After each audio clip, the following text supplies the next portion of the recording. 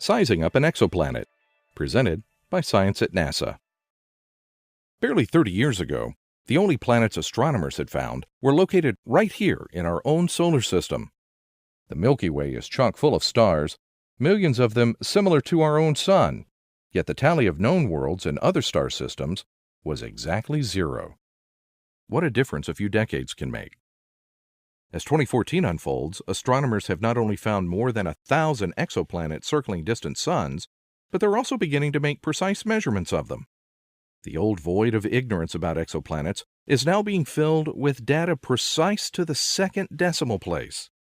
A team led by Sarah Ballard, a NASA Carl Sagan Fellow at the University of Washington in Seattle, recently measured the diameter of a super-Earth to within an accuracy of 148 miles total, or about 1%.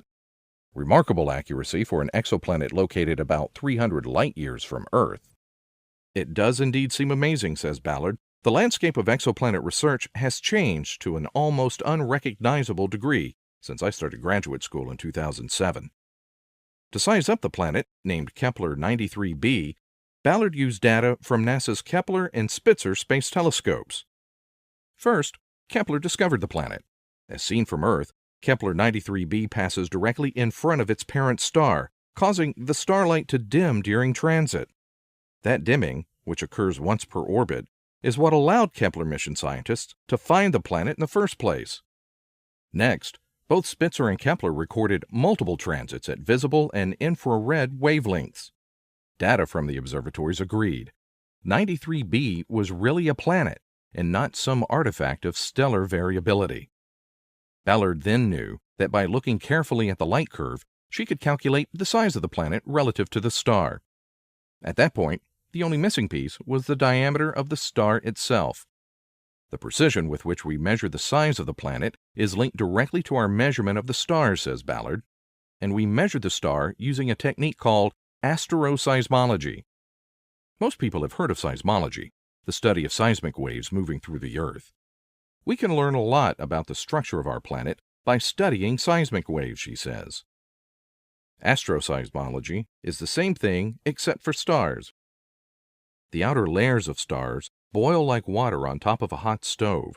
Those convective motions create seismic waves that bounce around the inside of the core, causing the star to ring like an enormous bell.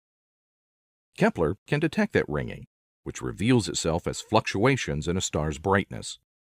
Ballard's colleague, University of Birmingham professor Bill Chaplin, led the astroseismic analysis for Kepler 93b.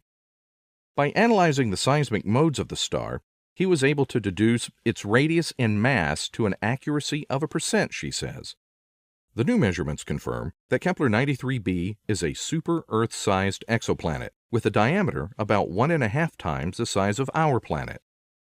Previous measurements by the Keck Observatory in Hawaii had put Kepler 93b's mass at about 3.8 times that of Earth. The density of Kepler 93b, derived from its mass and newly obtained radius, suggests the planet is very likely made of iron and rock, like Earth itself. Although super-Earths are common in the galaxy, none exist in our solar system. That makes them tricky to study. Ballard's team has shown, however, that it is possible to learn a lot about an exoplanet even when it is very far away. For more news about the precise nature of planets, exo and otherwise, stay tuned to science.nasa.gov.